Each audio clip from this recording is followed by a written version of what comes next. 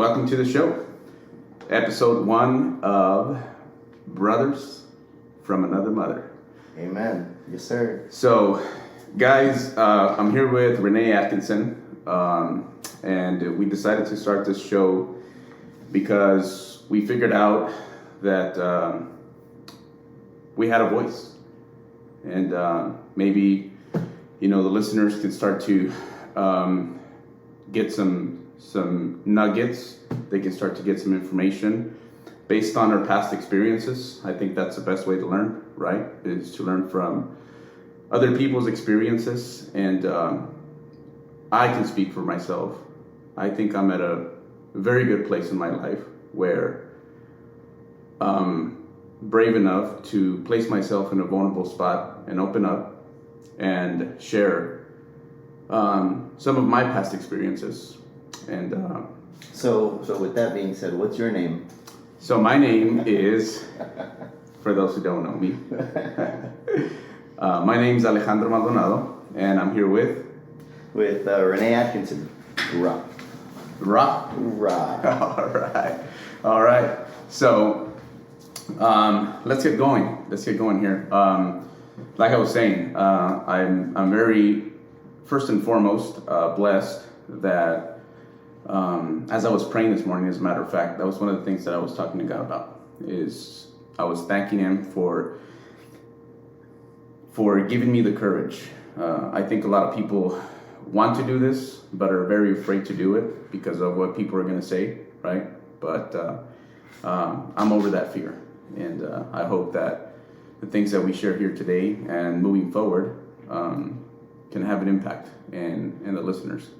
And yeah, I believe it is going to have an impact on the listeners because we're going to be really transparent. We're going to be vulnerable. We're going to be talking about not really focusing on the successes, but focusing on the journey, focusing on the mistakes along the way, because that's where everybody's going to learn from. And like you just said, where we need to learn from is, man, if we can all learn from other people's mistakes, not only our own, then how much further can we get in a shorter amount of time? So I think it's going to be a great podcast for everyone to be in on. Absolutely. So I think the best way to get this going is for us to introduce ourselves by a little bio. Yep. So why don't you do us the honors and tell us again, who you are, a little bit of your past, and how you got to where you are today. Yeah. So like we stated, my name's Renee Atkinson, from South Texas, from the Valley. Little 956. Little 956 for all you 956 guys out there. Todos bayucos. So I'm from a small town down in South Texas called Los Fresnos. Nobody knows it, so I always say that I'm from Brownsville because it's a little bit bigger. But yeah, grew up down there, and I'm an only child. So I grew up playing by myself most of the time. Had a lot of cousins, fortunately, and so spent some time with them. But if I was at home, I was usually outside, with a BB gun or tending to the horses, brushing them or cleaning their hooves, or out chasing rabbits in the high grass, or just enjoying the outdoors, which is interesting because it's become a big part of my life. And so my dad, he was a hard worker. He spent a lot of time at the fire department, or he worked delivering clothes. So he used to pick up clothes, take it to the dry cleaners, or take clothes from the dry cleaners to people's houses and drop them off. And then he was a bouncer. He wasn't a big guy, but I never saw my dad fight. But yeah, so he used to work doing that. So a lot of the time was just me and my mom together at the house. My mom taught me how to do most of the things that that I can remember learning as a child was learned by my mom. My dad taught me certain things, but in those days, and not that it's a bad thing, because I actually encourage a lot of that. I wish it would come back, where people did have their how do I say it, their role in the marriage, And my mom taught me how to be warm, how to be warm-hearted, how to be respectful, how to be all those things. And my dad taught me how to be a man and how to be how to treat a lady. Unfortunately, he taught me how to do it, but it wasn't always by example, But those examples have also taught me how not to be. So there's two things that you learn, as a child, either, and that's something that's resonated with me now that my children are learning, and they're either going to want to be like your mom and dad, or you're not going to want to be like your mom and dad. So, what role do I want to have with my children? How do I want them to be? Do I want them to be the ones that want to have the relationship that I have with my wife, or do they want to have the complete opposite of the relationship I have with my wife? So, learned, how to be a man, how to be outdoors, how to be out on horses, and how to hunt and how to fish and all those things. And so, those are a big part of my life nowadays. And went to Los Fresnos High School. Graduated from there. I was big into football and big into mariachi. And from there decided that I was a musician. I was performing Tejano music, and it was going really well for us, actually. The band is still around. It took a name from being Los Potrillos to then being Grupo Conteño, which was a combination of conjunto and norteño music in combination, became Conteño. So one day my dad had this opportunity to also be in music, and I guess through his experiences, he said, "Hey man, are you gonna want to have a family someday?" I said, "Yeah." He said, "Well, it's gonna be difficult if you really want to scale your business and you want to make it big, for you to do both. It's a really tough life." So I don't know how having that conversation ended up with, "Well, you know what? I'm going to the freaking Marine Corps."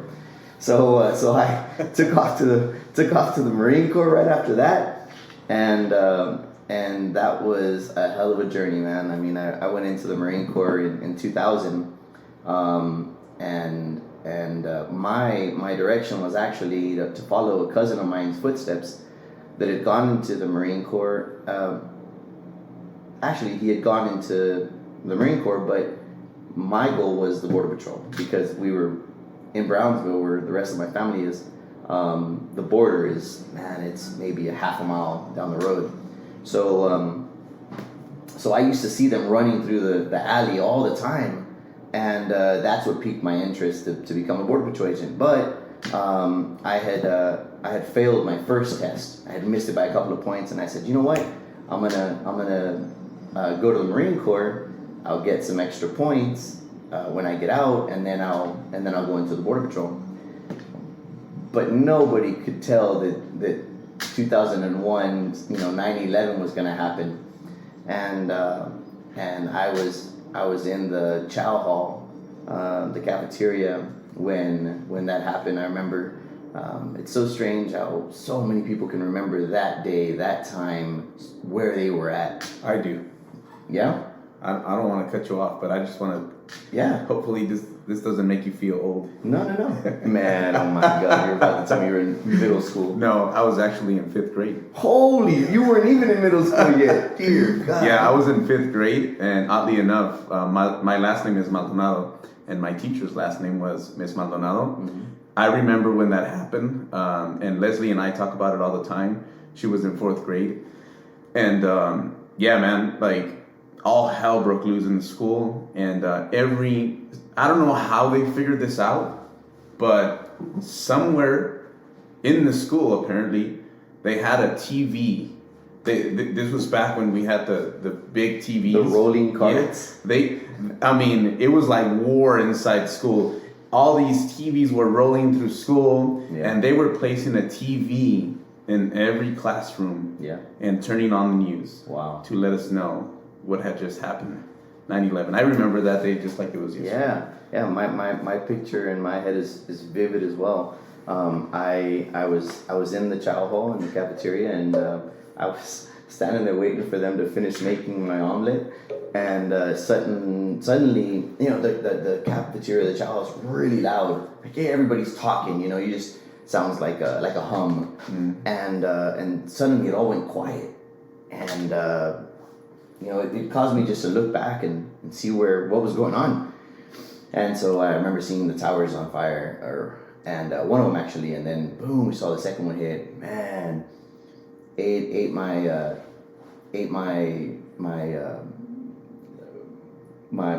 breakfast, and we started walking, man, back to the barracks. And I remember telling the guy that was with me, I said, I don't know where we're going, man, but we're gonna go somewhere. And after that, it got really crazy. We started doing workups and started, going all over the place and training. And for all you Marines out there, man, going to CACs after CACs after CACs. And then we deployed to Iraq. And I actually got to spend my birthday invading Iraq. We went in on my birthday on March 21st. That's another story. It was freaking amazing how we invaded. We had so many artillery batteries. It was something else, but we'll get into that the next time. But it was amazing. So I did my 4 years, and I got out, and now I had the points I needed, man, to get into the Border Patrol. And so I took the test again and passed. Went to the Border Patrol. There was about a 2-year gap there that I had to wait for the background check. So I became a detention officer for an immigration detention center. And then once they had finished the background check, then I got called and they gave me my wish list, and they said, do you want to go to Nogales? Do you want to go to Ajo, I think? And then do you want to go to Isleta? I had no idea what any of those were. And so I made a quick phone call, and they suggested, take Isleta. So I ended up in El Paso, Texas. And I did that for 10 years, and then unfortunately I was on bike patrol, and I rubbed tires with the guy in front of me, and we were hauling ass. We had to have been doing 26 miles an hour or something downhill, and rubbed tires and lost control of the bike, and I ended up dislocating, fracturing, and tearing the ligaments to my left elbow and dislocating my shoulder. So I needed a lot of surgery. They ended up rerouting my nerves to my hand because I didn't have any sensation in my hand, and ended up getting another surgery on my shoulder to replace the torn ligaments that had happened there. And so that was. I mean, if any of you guys have gone through losing or not being in it to continue the dream that you had of doing, man, it was devastating, because all my future plans that I had were to be a Border Patrol agent and go up the ladder and end up in Washington or something like that. And when this happened, it just changed everything instantaneously. And I remember I was on the street, and I said, you know what? Let me call my fiance. And we were supposed to be getting married in November, and everything changed. And I picked up the phone and I said, hey, this just happened to me, and we're still going to be getting married. and this was about, I don't know, July, something like that when that happened, and so it was, man, it was really difficult to take, but I've found out now that there's a plan, man. There's a plan. You don't know it, but there is a plan for every one of us. And as long as you don't stray too far from reality, man, and keeping sanity, you'll find it. And sometimes it does take, a little bit of sanity, and because you're still building your base, man. You're still building your story. And eventually that's going to come around to help you out with whatever that plan is.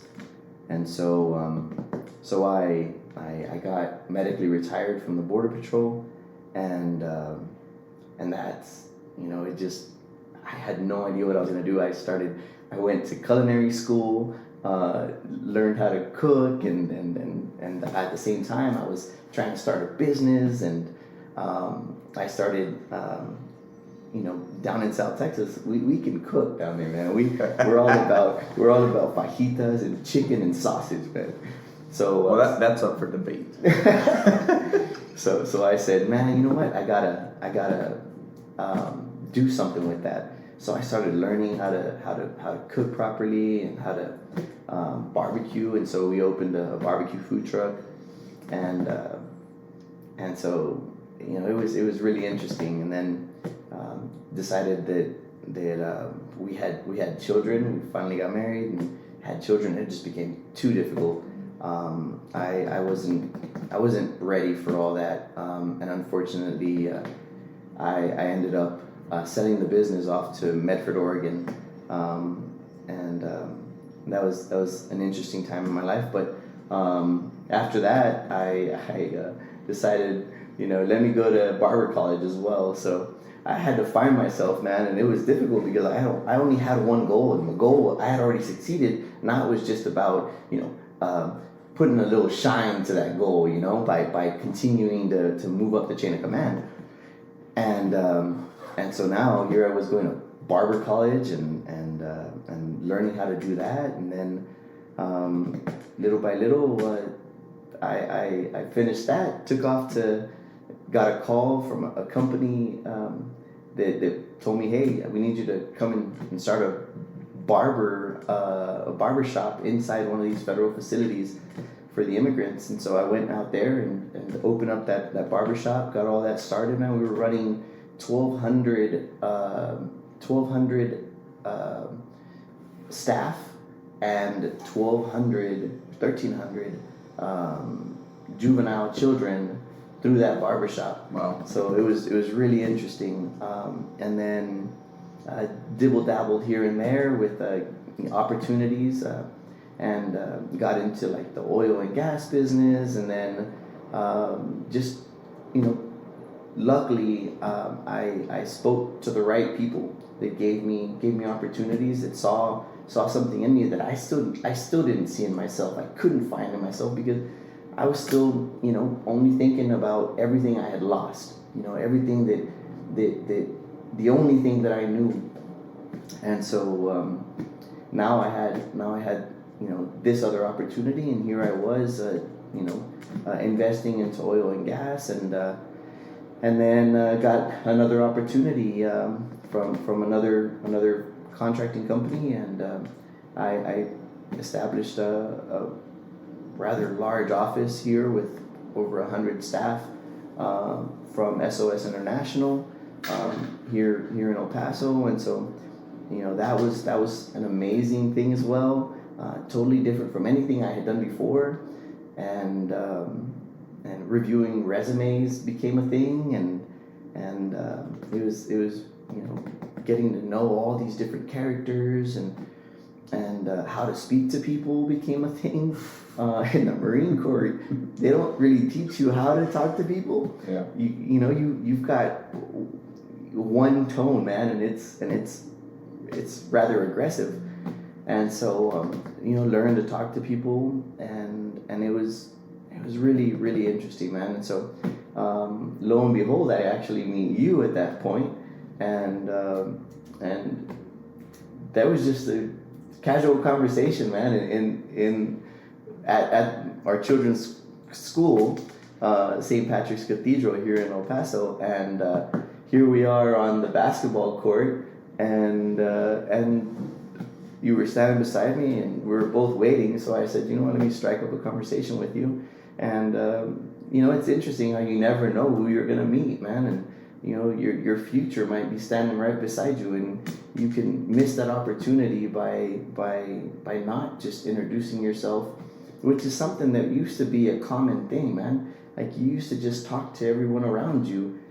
It was common to be courteous, and that's a lost trait, man. Everybody's turning to their phones, to Instagram, Facebook, LinkedIn.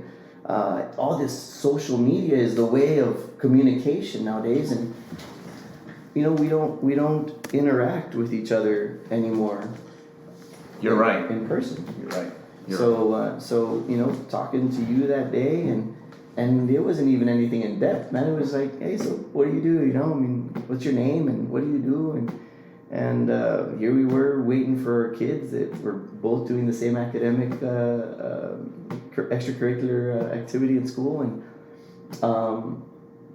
and then I wanted to give you an opportunity, right, with fuel, and so we ended up getting together again because we made contact and said, hey, man, well, maybe there's an opportunity here for you as well, and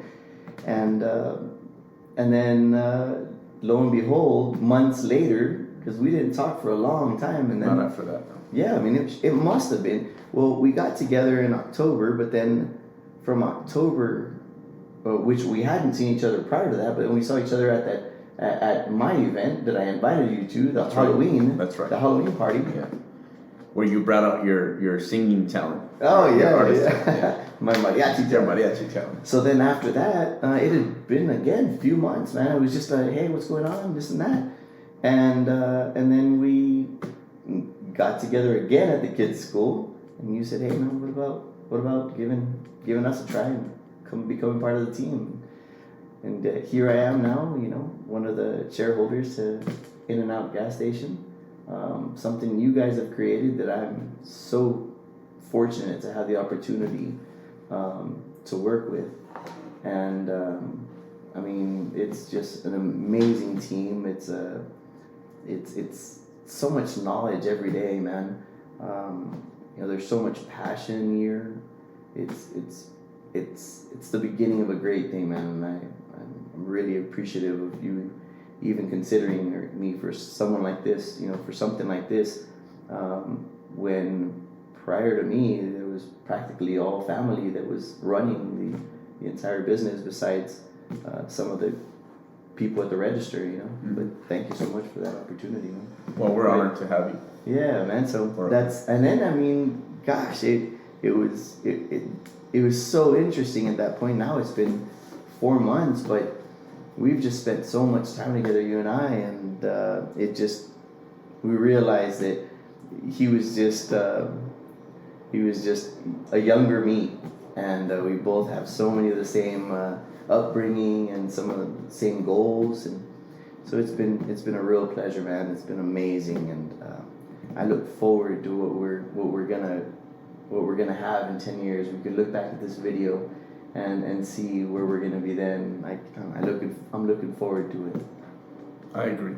I agree. I concur. So in a 15-minute nutshell, there's a little bit about me. Well, it's gonna be tough to come after you. I mean, you honestly, first and foremost, thank you for your service. Brother, thank you. I don't think I say that enough. Being that my brother is also a veteran, but I appreciate not just our veterans, but first responders in general. Man, they put their life at risk day in and day out, and I appreciate that. So thank you for your service. Yeah, and you have a rather interesting background, And I remember when I first met you, I said one day, not right now, but one day he will be part of the team. And here we are, right? It's been an interesting ride. You can take that. No. Gotta tell the wife that I'll give her a call later. And we're not gonna edit anything from here. No. So if the wife's calling, you gotta answer. Hey man, you gotta answer. I appreciate that. Thanks. It's man. no big deal. But I'll say a little bit about myself, and then I have a few things that I want to touch on that I think are going to bring some value, so we can get into a really nice conversation. But so again, my name is Alejandro Maldonado. Born and raised here in El Paso, Texas, by a single mother. I'm brother of 3. I'm the rebel. Usually the middle kid tends to be the rebel. Well, the second child. Yeah, I couldn't agree more. So that's me. I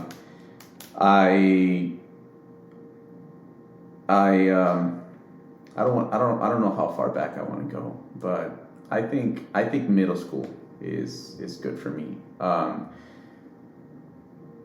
Elementary wasn't rough, but when I started in middle school, that's when I started. I think everybody, when you hit like 13 or 14, you start to develop your personality. Mm-hmm. And that's when I figured out that I was different.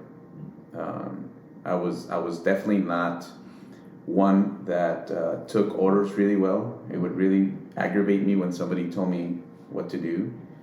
So I started getting in trouble a lot. There was this academy. I went to Sanelli Middle School, and there was this academy they called Excel Academy, and all the bad kids would get sent there when they didn't know how to deal with them anymore. So I was this close from getting sent there, and it all happened because of, obviously now I know, right? But back then, the people I used to hang out with. They say you become the average of the 5 people you hang around with, and that's exactly what happened to me. So. I was hanging out with a bunch of rebels. We were doing stuff that we weren't supposed to be doing. And what got me that close to being sent was something so petty, to be quite honest with you. We were messing around with the Coke machines. Back then they still had the 25-cent Coke machines. Yeah. And we were messing around with them. And finally, we just ended up tossing, I think there was like 4 of them. Boom, boom, boom. We ended up tossing all of them. And these Coke machines were literally right outside the hallway where the principal was. So didn't take long for somebody to come outside. No. Everybody came out rushing, and they were able to catch me and another guy. We're the last ones running. So they brought us into the office. They called their parents. And now when I think about it, this is actually the first time I'm talking about it after quite some time. Yeah, we talk a lot. I've never heard this. Yeah. And now I heard from my mom. Because she was a single mother. She always had long hours at work. And she was doing everything in her power to make ends meet, working 16, 17-hour days, taking double shifts. And she was working at the time. It was like 5 o'clock in the afternoon. I don't know what I was doing in school at that time. I should have been home, but I was there messing around. So they called her. And she had to leave work, and when she left work, that meant that was $5.75 less in her pocket. Yeah. But that meant a lot, because when you're making that much, every penny counts. Yeah. Yeah. And I know that's all that she could have thought of that moment when she had to leave work. She's like, I'm about to miss out on $20 worth of work to go attend to my child that doesn't know how to behave. And that kind of laid out the rest of my path in school. That happened when I was, 6th grade. 7th grade didn't get any better. 8th grade, I kind of started to line up just because of sports. I really wanted to play sports. I was an athlete all my life. So I kind of just did enough to get by. And then, freshman year comes around.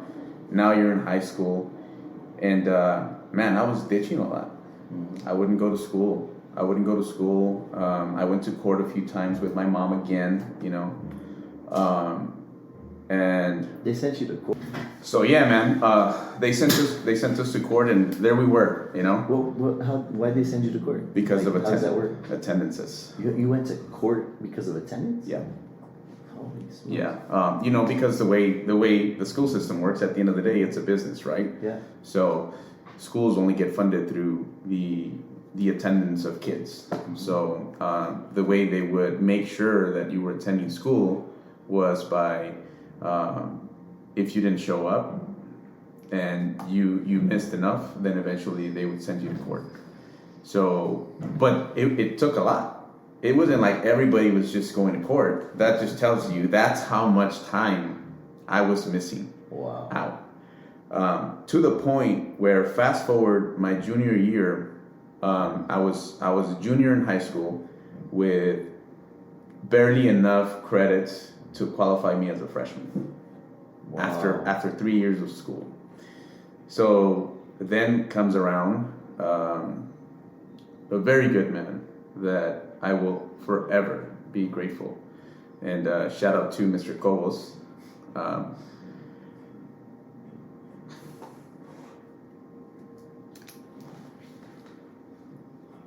I remember he brought my mom in to school, and my mom was ready to give up on me. She said, I obviously don't know what to do with this kid no more. He doesn't listen to me. I just don't know what to do. So he said, I'll take care of it. Wow. I'll handle it. And he did, man. He did. He set me up on this program where I would come in every day at 5 o'clock in the morning, and I was literally between sitting and in freshman classes throughout my junior year and sophomore classes as a 17 or 16-year-old, and coming in at 5 o'clock in the morning and still trying to be an athlete. He figured out a way to set me up to graduate basically in a year and a half. And I will forever be grateful that he did that for me, because he taught me that there's still hope. Yeah. You know, it doesn't matter how bad things get, there's still hope. Yeah. And he saw something in me, like you just said right now, that I didn't see in myself at the time. Yeah. And now, you know, I've actually donated to he's a little league basketball coach, and I've donated to his son's team. He's a head coach, and anything I can do to help him out, man. Wow, talk about full circle. Right? Wow. Yeah. So then I graduated high school. I think it was my class was a graduating class of about 300 students. I think I graduated like, I don't know, 290, probably 1.0, 1.8 GPA, you know? Yeah. And then my brother was in the banking industry, so I figured, you know, monkey see, monkey do. I went to go work for a bank for about a year and a half. I got fired from there. And then I was working at Fred Loy after that in the mail room, going in at 3 o'clock in the morning. And then, so during this time, I was still on and off with Leslie. And then finally, you know, in the worst part of my life, she decides that she wants to move in with me. And being the man that I am, and being, you know, what my mom taught me, I couldn't say no. I loved her dearly, and I said yes, absolutely. You know, we're gonna figure this thing out. Let's move in together. So there we were. I was working at Fred Loya. In the meantime, I was applying to go work for the railroad, for Union Pacific. I think it was 2 months in, they ended up calling me for an interview in Eagle Pass, Texas. Oh, wow. Eagle Pass, Texas. And then they ended up, they set a date, and then they called me back. They said, you know what, we actually filled in Eagle Pass, but would you like to come to Laredo, Texas? Oh. Okay. I said, absolutely. You ended up in 956 finally. I ended up in 956. Now, I don't know if we can really consider those from Laredo part of the valley, but I don't know. There's another conversation. All right. I don't know about all that, but I was there for a short period of time, man. So that happens. I mean, I'm telling you, Leslie was, she was extremely happy, you know, because we were at a very rough spot. And she said, man, you know, we did it, we made it, you know, this is a career, you know, this is 30 years and we're done, you know. So I take off.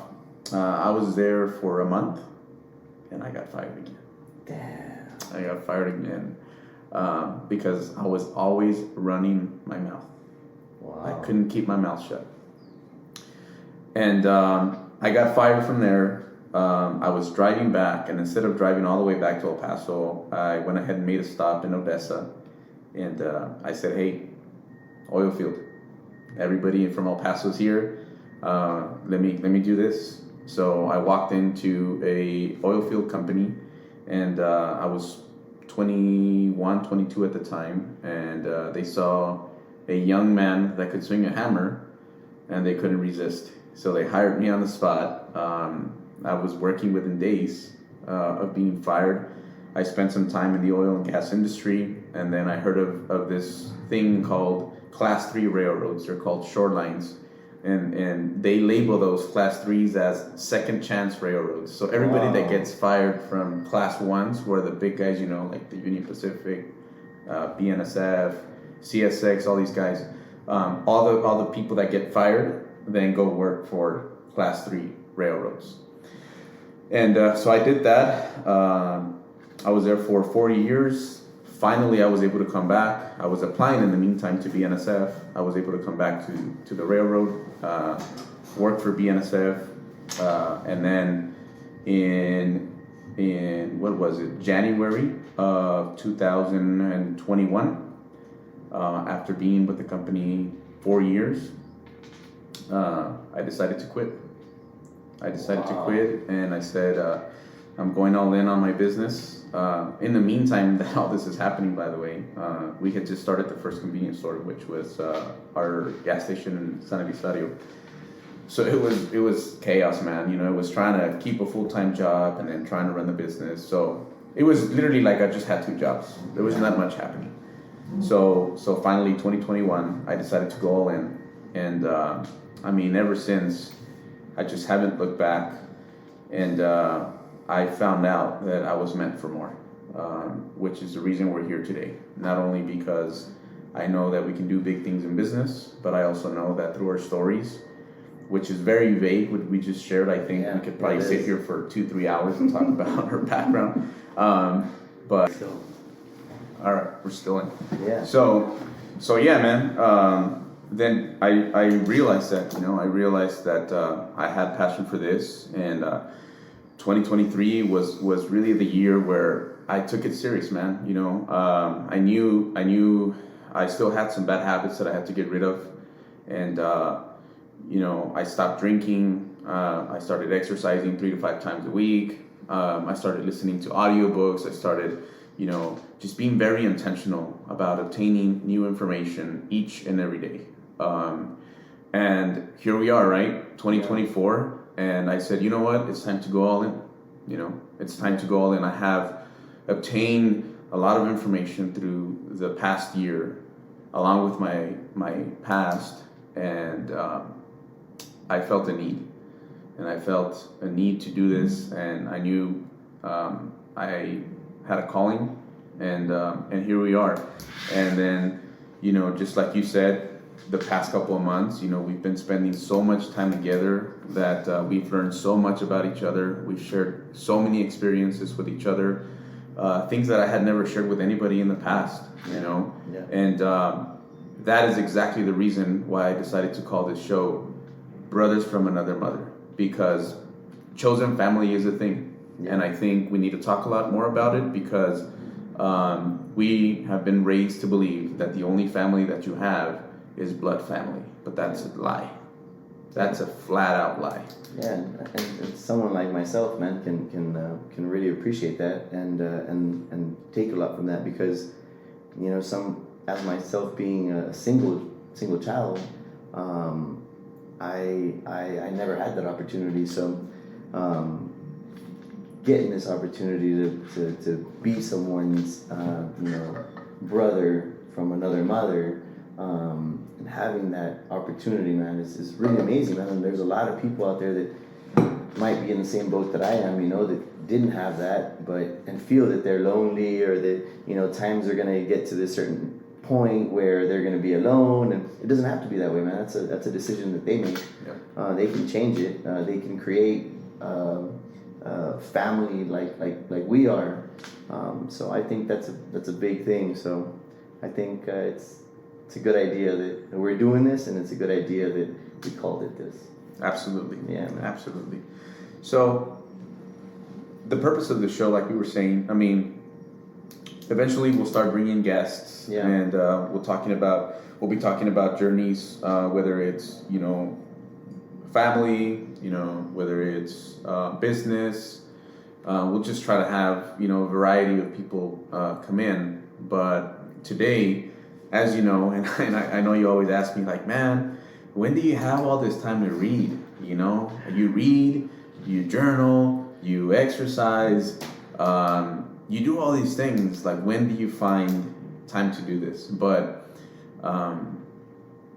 Leslie and I have made it a point to put us first before anybody.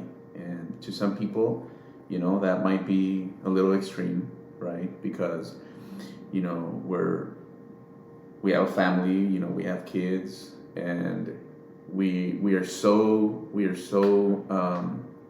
worried to make sure that, you know, we raise these kids to be net positive instead of net negative in society. But we quickly realized that because we weren't paying attention to ourselves, we were raising kids that didn't matter how much we tried, we weren't equipped or ready to raise these children, and we were raising children that were eventually going to be a net negative to society. So we said, when we found this theory of self-love, we quickly realized that it works. It works. That's why, you know, it's so simple, right? When we fly, they always tell you, you know, in case of an emergency and the bags drop, make sure to put yours on first before your children, so that you're okay and you can actually attend to your children. And we were just having this conversation yesterday, you know, towards the end of the day. But yeah, I think that's how I find that time, right? I find that time by understanding that if my cup is not full, then, and it's not overfilling, then there's no way I can pour into my children, and not just my children, the people around me, and, you know, our employees, the shareholders, and just the whole team in general, my wife. And I found that my wife also, and I even find it interesting how now that I see my wife doing what she enjoys doing, which is going to school and studying and those late nights, I see her and I just fall in love with her even more, because I see her enjoying it and I see her smiling, and things that we didn't see before. I mean, you would think, right, hey man, you know, we're out to dinner, we're having a good old time, like, why is there no connection? Yeah. Well, it's because we don't do anything for each other. Yeah. We don't do things that we enjoy, right? So in a nutshell, that's how I find the time, and that's why I journal a lot, and I want to talk about some of those things. But what are your thoughts, as a matter of fact, on self-love? Wow. So I think self-love is a very big thing, and I've realized it as I've put it into practice because of you, actually. You know, fortunately, because of Acts, I was in a good place, but I wasn't it, actually, because of Acts. I think I was more about everyone else, making sure that my brothers and you know, their families were fine, their relationships were fine.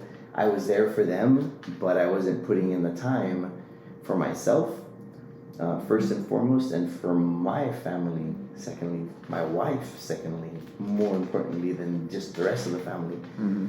Because whenever they grow up, man, who do you end up with? Yeah. You know, you end up with your spouse.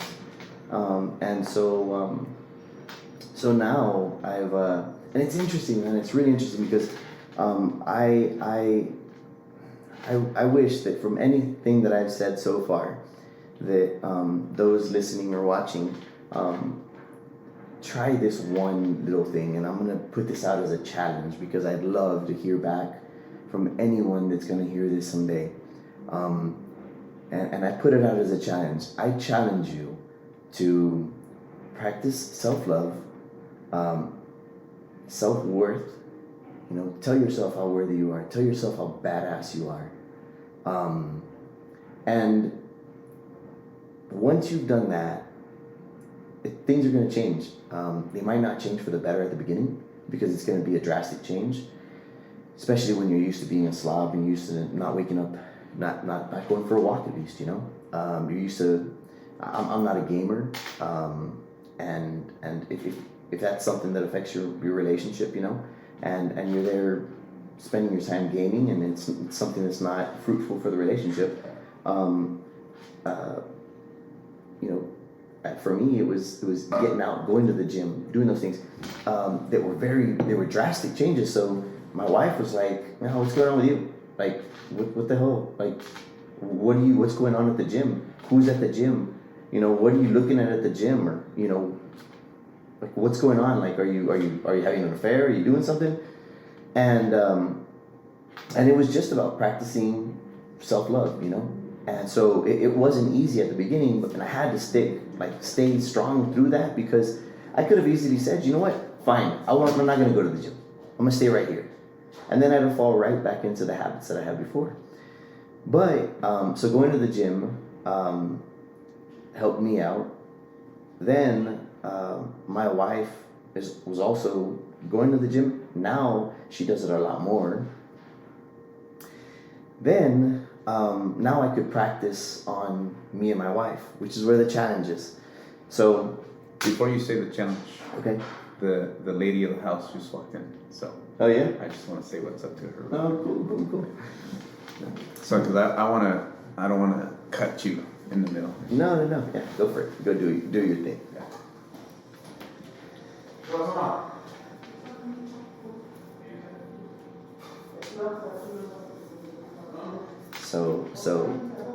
So the lady of the house that's here right now, Alicia, is Alex's mom, and you know, she's just such an amazing person, and she's so driven.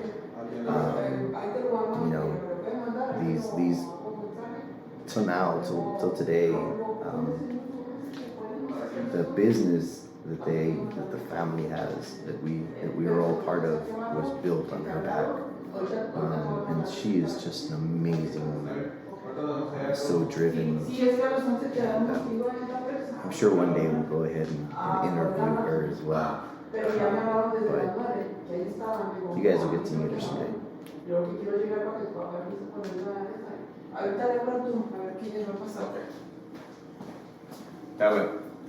Hola. Va a salir en video, mae. Va a salir en el video. ¿Qué tiene?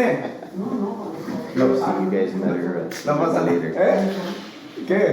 Que lo arruino. No, un día lo voy a entrevistar. Okay. Y nomás que no quiero que se vaya a poner a llorar. So it's, Ese día me dio coraje conmigo, me tenía un coraje que me acuerdes de ese día. No, pero le digo Me porque eché a perder. le voy a hacer preguntas muy íntimas y a lo mejor la hago llorar. A lo mejor te agarro tus cachetas. Ok, vale. Okay, so let's get into the challenge. yeah, so the challenge, I challenge you guys to practice the self-love. And once you're comfortable, I want you to speak to your wife and ask her as nicely as you can. Once you practice the self-love, you'll start being more affectionate. It happens, right? Because we know that that's what we need for our relationship, right? But So I told my wife, hey, when I get home, I would love for you to jump on me and give me a big old hug, right? Well, my children till that day never ran up to me. Never ran up to me when I walked into the house. And my wife, luckily, agreed to what I was asking her, right? It's like, babe, I want you to run up to me and give me a big old hug, right? When I get home, that's what I'd like that, you know? So we communicated that way, and she was like, okay, baby, you know, if this is gonna help us, then I'll do that. So when I get home, she runs up to me and she jumps on me. Well, now it's become a thing that my children try to beat my wife to come and jump on me. So I challenge you guys to try this. Do the self-care and ask your spouse to run up to you and give you a hug when you get home. And you're going to see that there's going to be a transition, there's a transformation within your family. Little by little, we want to be that example for our family. We want to be that example for our children that's loving, you know, and because that's the form of love that they're going to expect someday. Mm-hmm. And if we don't set that foundation for them, the last thing I want is my daughter. You know, my boys are boys, right? They're going to be men, but my daughter is my daisy. She's my delicate, you know, rose petal, and so the last thing I want her to be comfortable with is for some man to get home and start bitching at her, or start freaking talking to her in a demeaning way, or start freaking yelling orders about why this isn't that way or that's not that way, or start, you know, putting his hands on her or pushing her or anything like that, you know. So if we show that to our children as something that's normal, then what are they going to expect? That's going to be normal for them. It becomes a standard. Yeah, you're right. It becomes a standard for whatever they're going to be looking for. So it's been amazing, man. I'm telling you, guys, please, I challenge you. I know that nothing but good is going to come of it. If you guys are able to get into the same page on that, and that she's able to play in on it, try it for a little while, and I promise you it'll start changing, man. Because I've seen it change in my family. I love it. My daughter runs up to me. She wants to be the first one, and then my boys start running up to me. And then once I get them off me, then, you know, I prepare, and then my wife runs up to me, and now she started like jumping on me. Before, she used to just run up to me and give me a hug. Now she jumps up on me, and I carry her, and my kids are just like, oh my God, you know. But I love it, man. I love it. It keeps my tank full. Absolutely. And you know, I think for a lot of people it's hard to understand at first, but when I heard the concept and the way it was explained to me is how can you say you love someone if you have never experienced the true meaning of love, which is self-love. You don't even know what love means until you've learned to love yourself, because that is the purest form of love, is loving yourself. Is, you know, being able to look at yourself in the mirror for an extended period of time without having to hide. You know, I remember, because, you know, I was extremely overweight for quite some time. I was close to 300 pounds, and I would hide from the mirror because I don't want to see myself. You just said it's on record. So how much do you think you weigh right now? 235 pounds. 235. Yeah. I'm gonna cut. I know you are. That's why I wanted to be on the record. Yeah, I'm gonna cut. But you know, when I discovered that, and I heard it explained that way to me. When it was explained that way to me, it made so much sense. Yeah. And at first, you're right. You know, wife doesn't know what's going on. Yeah. But interestingly enough, the way my weight loss journey started is because Leslie literally went to the gym and bought 2 gym memberships. So when I got home from work, one was laying in the counter, and she didn't say anything. you know. Mind you, at this time in our marriage, we were in a very bad spot, you know, after already having 2 children. And I got the message really quick. She never told me you're fat. She never told me you have to lose weight. She never said, I'm falling out of love with you. But that is exactly what that little scan barcode meant. Yeah. When I saw it. Yeah, man, coming home from it's work. interesting, man, how working out has helped so many marriages, man. I don't even know if there's something that actually shows the data to it, but there's so many relationships that have been helped because we're putting the endorphins to work. You know, we're out there freaking working the brain, we're working the body, we're feeling healthier, we're feeling more productive, and that that you know plays a part in your marriage, man. So that's really interesting that's how she did it, you know.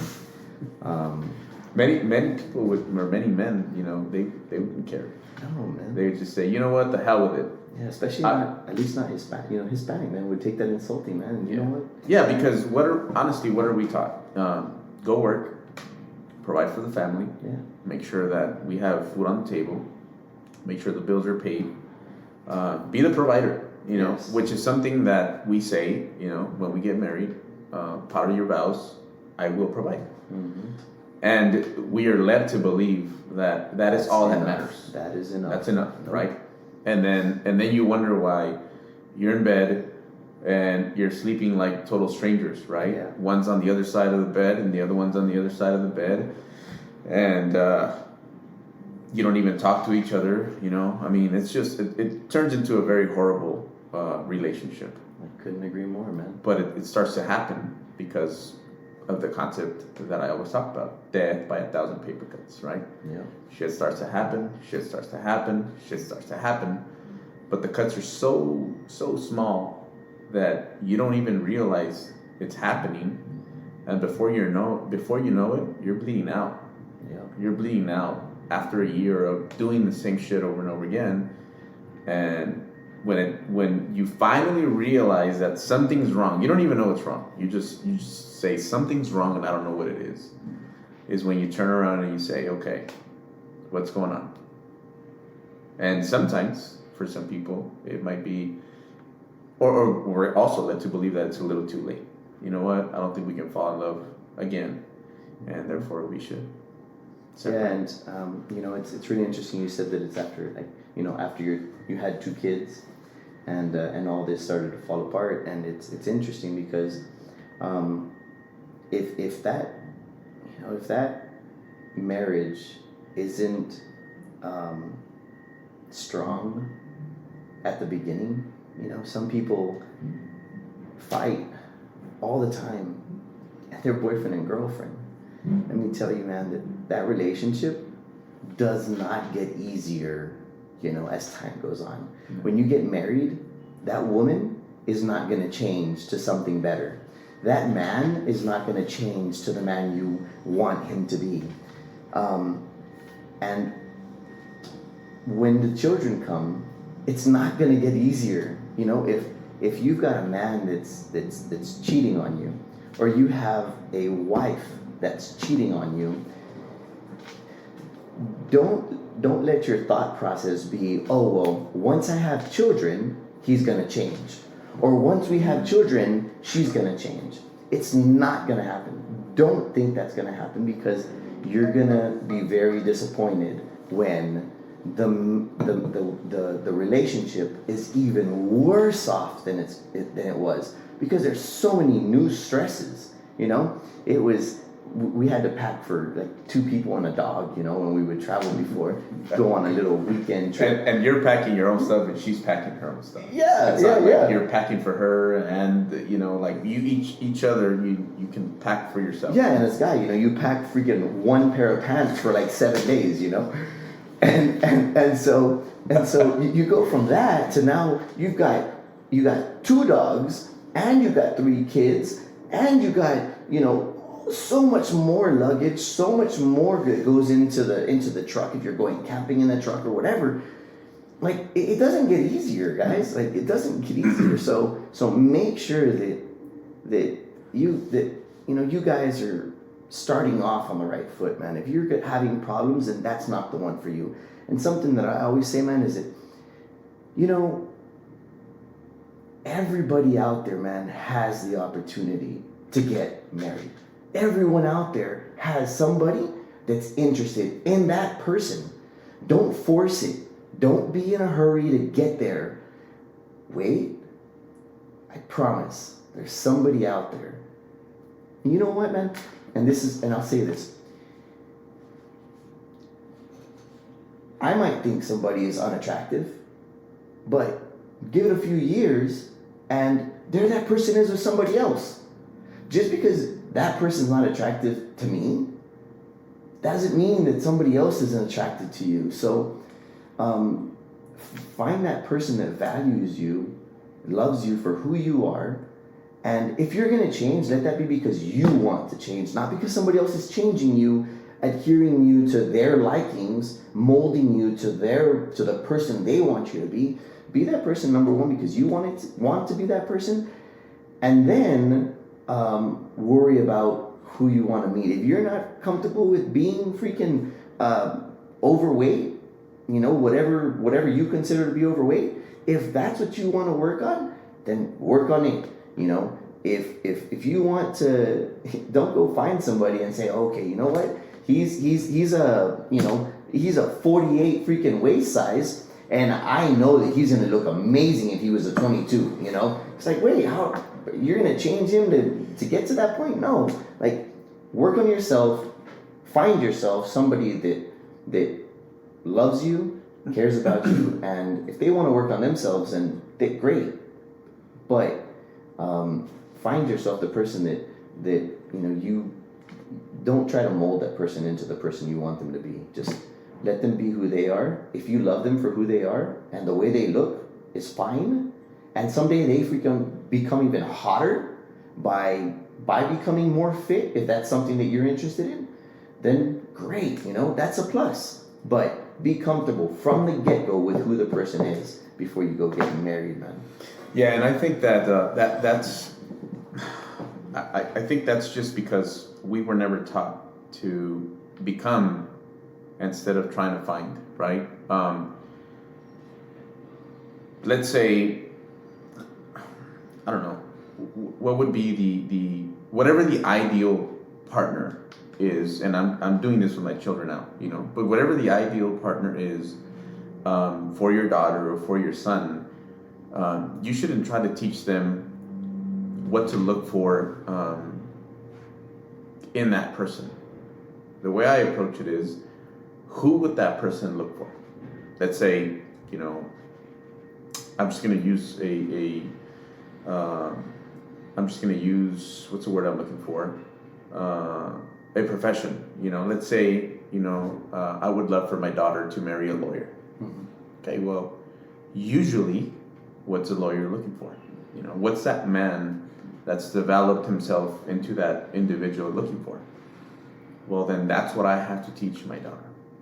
I have to teach her to be a respectable woman. I have to teach her to be very. She needs to have discipline. She needs to develop her intellectual skills. She needs to learn how to learn. Whatever that person is looking for, then that is who I believe you should become. And before, when we were dating, I remember back in my days when we were dating, if she looked okay, I wouldn't have much interest in really talking to her or that individual and really getting to know her, because I was never taught about that. I was never taught to ask questions and to dig deeper than just the physical attraction. So I think that's very important. But what I want to do is, because of the topic we're in, and we're talking about, realistically, if you ask me, these are generational traits. We've taught and we've seen marriages been carried this way.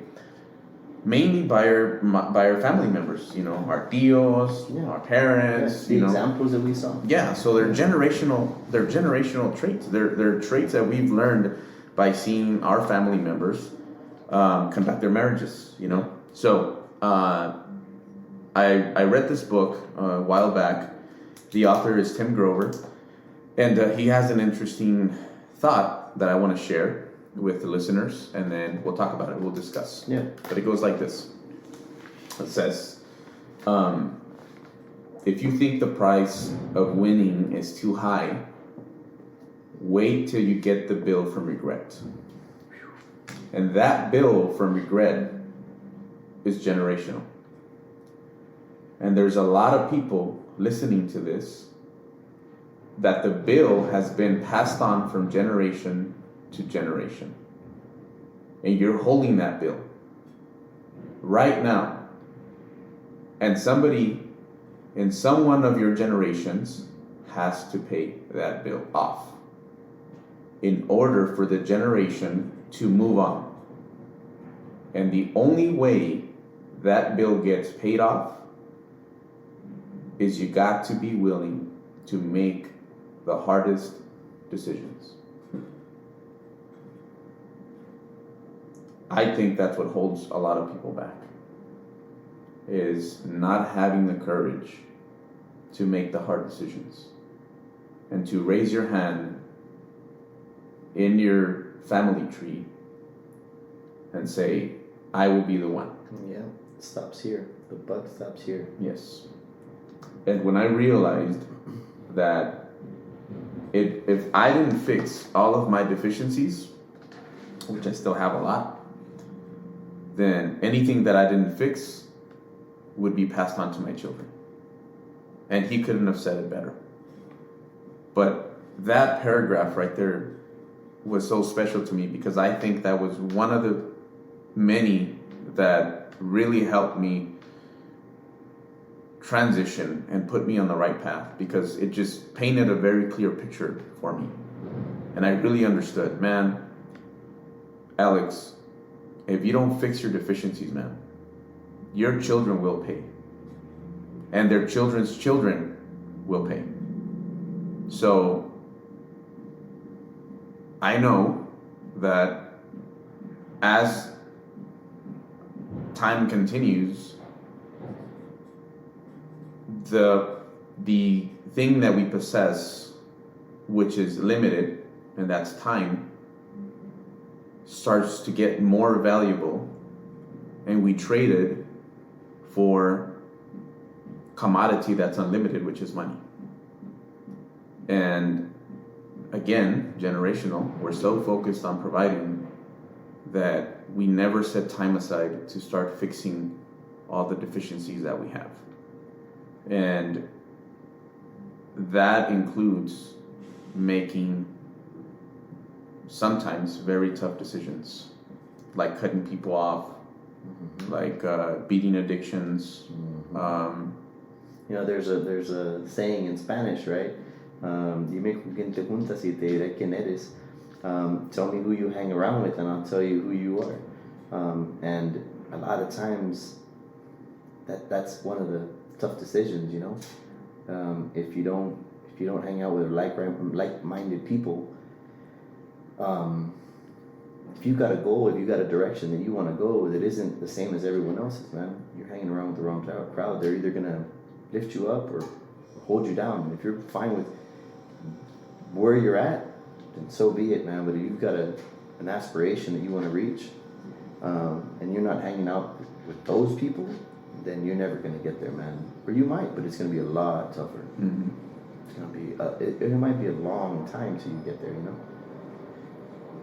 because you can't bring everybody up. You can't change everyone's way of thinking. You can't. It's impossible.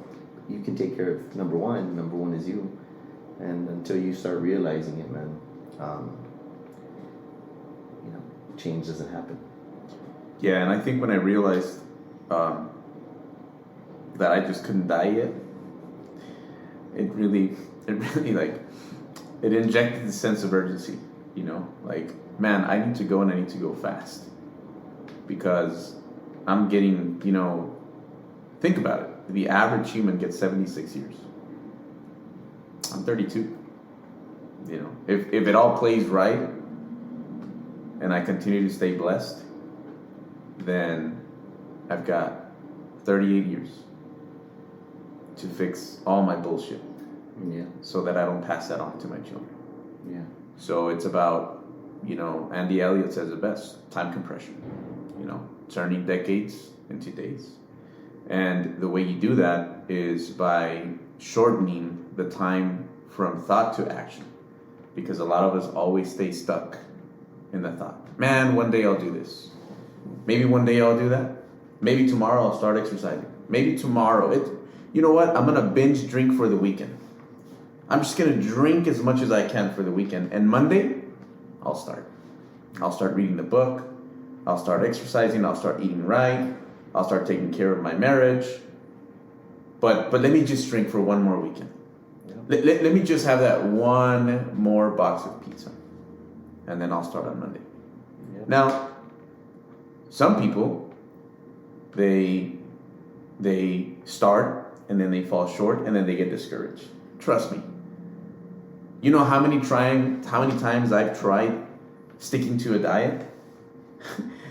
and I just say, oh well, I'll start again. Yeah. No, who's counting? Yeah. Who's keeping track? It's because you're not a quitter. I'm not a quitter. I'm not a quitter. But yeah, I figured out that's what allows you to compress time. Is by shortening the time between thought and taking action. Yeah. And that's been a game changer for sure. Yeah, we say in Spanish, it happens. A ver cuando vamos. Hey, see when we go.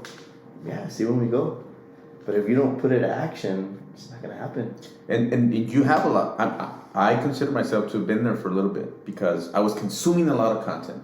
I was reading the books or listening to the audio books, and I had all this information, and it took me a full year to finally press record. Yeah. But yeah, man, when I understood that concept, it just, like I said, it changed me around. And I want to share one more, and then we'll bring it home. Yeah. So this is from another book. It's called The Inner Work, and for some reason, man, this one was just very interesting because it really explains how humans tend to find themselves in like a hamster wheel. How you enter, mm-hmm. and you feel like you're just spinning around in circles, mm-hmm. right? So this is from a book. It's called The Inner Work, and it goes like this. If we place our happiness on desire, happiness will always be one more thing away. One more accomplishment, one more dollar, one more milestone, and one more sexual conquest. One more something. This is the source of all its suffering. Craving of addiction is coming from a deeper place of feeling incomplete, unloved, inadequate. Thus, the porn addict is seeking to be desirable, wanted. The gambler seeks to be lucky and favored. The alcoholic seeks to be carefree and beyond worries. All of these qualities are actually of the true self. But the word of inadequacy projects these qualities as coming from the external objects, thus becoming inadaptable to it. So basically, we're always seeking for the next thing. And we never find joy. We never find ourselves to be fulfilled. And lo and behold, before you know it, you're on that hamster wheel where it's just spinning and spinning and spinning, and you're just wondering why you never reach happiness. What are your thoughts on that? Man, that's so deep. That whole thing is so deep. Imagine if we had, someone who was, if we had one of each of these people, if we had that porn addict that's able to see that that person that, you know, within themselves and saying, you know what, I am always seeking to be desired. I am always seeking to be wanted. The gambler seeks to be lucky. Man, I'm always after luck. And like, this is a problem, you know? I'm never gonna be fulfilled. How is a porn addict ever gonna be fulfilled in the marriage? When things are only based on sexual, you know, eventually we grow old, and when sex isn't the thing, then what's going to happen, you know? So that relationship has to be at a deeper level, because if that's only as deep as it is, then it's going to struggle, you know? If you're an alcoholic, you know, and you seek to be carefree, and you're like, man, like, I always drown my sorrows, you know, that's what I do, is I drink. But when are you ever going to deal with those sorrows? When are you going to actually fix them, heal them, you know? I always use this with my kids, you know, you're picking at the wound, you know? You got a Band-Aid on it, and that's the alcohol, and then you pull that off because that's life, and then you want to drown it by putting a freaking Band-Aid. Like, when are you ever gonna actually let it heal? So it's really interesting, man. If we could only have, like, if we had one of each of those people, man, I know that it would make them, you know, just put some thought in their minds, man, and hopefully help them out. And I think that's, you know, what we desire is for every one of these conversations to strike someone, you know, and help someone out in some way, sort or form. I think there's something about both of us, man, that we're both very caring, and we care about everyone else, man. And fortunately, we're in a place in our lives where we can do that, you know. And if we can help others get to that point, then great. And then hopefully it's a cycle, right? Everyone can help other people, but they need to be in that right space. And that doesn't mean that I'm going to stay in this place. And so, you know, picture two of us, and we all need that support system. Picture two of us, you know, in a large ocean, and I can only tread water for so long, but whenever I'm tired, you know, you can be strong enough to keep me afloat, and vice versa. So we all need that support system, man. And if we can help those guys, including myself, be there and stay there, I know that it's going to be a ripple effect, man. It's gonna start to improve people's lives and people's marriages, and their children, and it's what we were just talking about earlier. You know, you got to be the example, and now your children have that as an example, and so forth and so on. So I think this has been an amazing talk, and this is just our first. And there's so many more to come. And I wanted to be on the record, okay? These conversations that we're having, especially this last piece, I think a lot of the times, I know for a fact that the reason I run into a lot of this information is because I used to be that guy. Yeah. And I don't wanna send a misconception that I'm being judgmental, or that I'm just calling people out. Yeah. I think the information found me, and it's my duty to help as much as I can by sharing my experiences. And I used to be that person. I used to be an alcoholic. And that's the reason why it resonated with you. That's why it meant something to you. And that's why it'll mean something to others that are in that boat right now. Yeah. So I wanted to leave that on the record. I found it very helpful for myself, because that's the man I used to be. So with that being said, it's been a great conversation. It's tough. You know, I thought it was going to be very complicated to sit here and talk for an hour or however long we've been going. But I just want to go for more, you know. It's just like when you get into the flow of things, it's like, man, we can sit here and talk forever. But I wish we could do that. We can't. Yeah. But we will definitely be doing this, very often, and sharing this information. And it also puts some more pressure on me. It does on me too. I was just thinking that as you said it, I was thinking, oh my God, I'm gonna have to start reading as well, like you do, so that I can have a better understanding and hopefully, help more people out there. Yeah, that's the only way you can help, right? Yeah. If you're growing, you're helping. Yeah. If you're not growing, you're hurting. So, man, I think it's a man's duty to serve at that level. I agree.